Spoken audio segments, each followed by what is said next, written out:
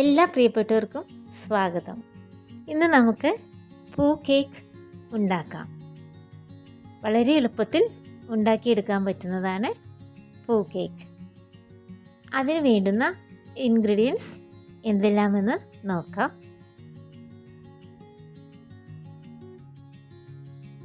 അതിനായി ആദ്യം നമുക്ക് 2 കപ്പ് മൈദ എടുക്കാം.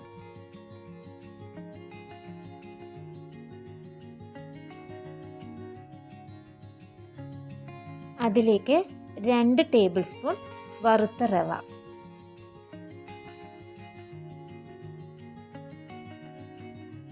ഇനി 2 നുള്ള് ബേക്കിംഗ് സോഡ, 1 നുള്ള് ഉപ്പ്. ഇത് നമുക്ക് ഇങ്ങനെയൊന്ന് മിക്സ് ചെയ്യാം എല്ലാം കൂടെ.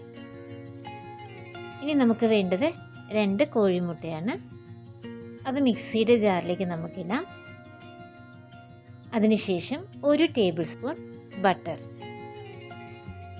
അതിലേക്ക് 1 ടീസ്പൂൺ വാനില എസൻസ്, 2 തുള്ളി പൈനാപ്പിൾ എസൻസ്. ഇനി നമുക്ക് വേണ്ടത് 1 കപ്പ് പഞ്ചസാര, 3 ഏലക്കയും കൂടി ഒന്ന് പൊടിച്ചെടുക്കണം. അതുകൂടി നമ്മൾ മിക്സിയുടെ ജാറിലേക്ക് ഇടാം. അത് നന്നായി മിക്സിയിൽ അടിച്ചെടുത്തു. ഇനി നമ്മുടെ മൈദയുടെ കൂട്ടിലേക്ക് നമുക്കിത് ചേർക്കാം.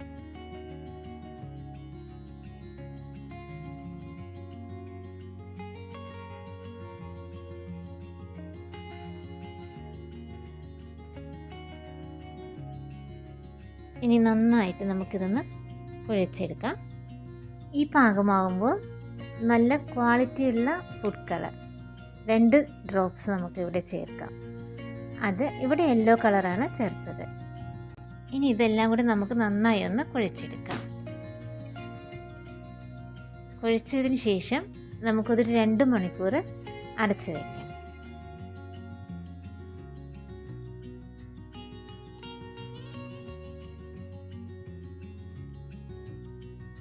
രണ്ട് മണിക്കൂറിന് ശേഷം നമുക്കതെടുത്ത് നേരെ ഹാഫായി ഒന്ന് കട്ട് ചെയ്യാം.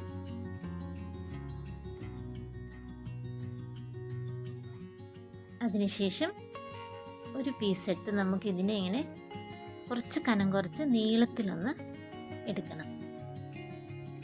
ഇതുപോലെ നീളത്തിൽ എടുത്തു അതിന്. എന്നിട്ട് ഇതുപോലെ ഓരോ പീസായി നമുക്ക് കട്ട് ചെയ്തെടുക്കാം.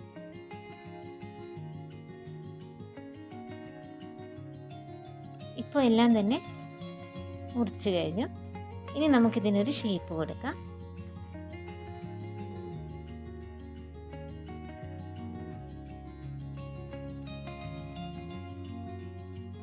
ഇങ്ങനെ നമുക്കിതിലൊരു ഷേപ്പ് കൊടുക്കാം.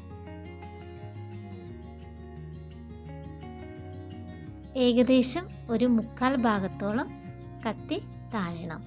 നമ്മളിങ്ങനെ കട്ട് ചെയ്യുമ്പോൾ ഇത് നമ്മൾ പൊരിച്ചെടുക്കുമ്പോഴാണ് ഇതൊരു ഫ്ലവറിൻ്റെ ഷേപ്പിൽ വരുന്നത്. അപ്പോൾ എല്ലാം തന്നെ നമ്മൾ ഷേപ്പാക്കി ഇനി ഇത് നമുക്ക് പൊരിച്ചെടുക്കണം. അതിനായി നമുക്കൊരു ചീനച്ചട്ടി അടുപ്പത്ത് വെച്ച് ആവശ്യത്തിന് ഓയിൽ ഒഴിക്കാം. എണ്ണ ചൂടാകുമ്പോൾ നമുക്ക് ലോ ഫ്ലെയിമിലേക്ക് ആക്കിയിട്ട് ഓരോന്നായിട്ട് പൊരിച്ചെടുക്കാം.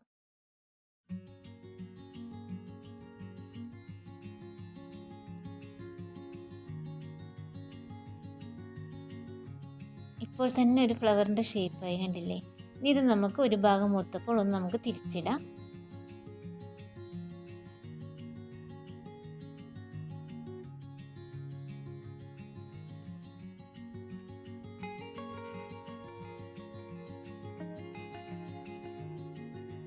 ഇപ്പോൾ കറക്റ്റ് പാകമായിട്ട് കിട്ടിയിട്ടുണ്ട്. നമുക്കൊരു പ്ലേറ്റിലേക്ക് മാറ്റാം. ബാക്കി കൂടെ നമുക്കിങ്ങനെ തന്നെ പൊരിച്ചെടുക്കാം.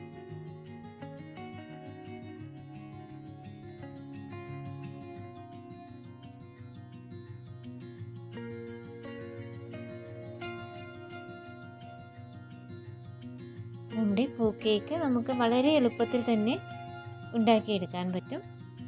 വളരെ കുറച്ച് സാധനങ്ങളും മതി. ടേസ്റ്റിൻ്റെ കാര്യമാണെങ്കിൽ നല്ല ടേസ്റ്റുമാണ്. ഇതിൻ്റെ പുറം ഭാഗം കുറച്ച് ക്രിസ്പിയും അകത്ത് നല്ല സോഫ്റ്റുമാണ്. കണ്ടില്ലേ, അകത്ത് നല്ല സോഫ്റ്റ് ആയിട്ടുണ്ട്. അപ്പോൾ എല്ലാവരും ഇതൊന്ന് ട്രൈ ചെയ്ത് നോക്കണം. നല്ലൊരു സ്നാക്കാണ്. നമുക്ക് ഈ അടുത്ത വീഡിയോയിൽ കാണാം. Have A nice day.